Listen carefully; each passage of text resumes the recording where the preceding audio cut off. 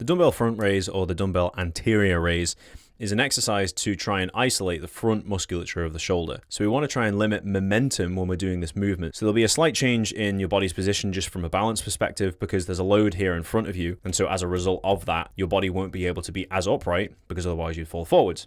So there'll be a slight change in your torso, but you want to limit the amount that your body moves back and forward to assist the dumbbell upwards. By adding a short pause at the top as well, it can just make the movement a little bit more difficult. It can also help to have just a tiny bend in the elbow when lifting it up. Typically, a front raise will stop when the dumbbell gets to about the height of your shoulder. Whether it goes just above or just below your shoulder will be dictated largely by the amount of weight that you have in your hands, and it will also be dictated on your range of motion and many other factors.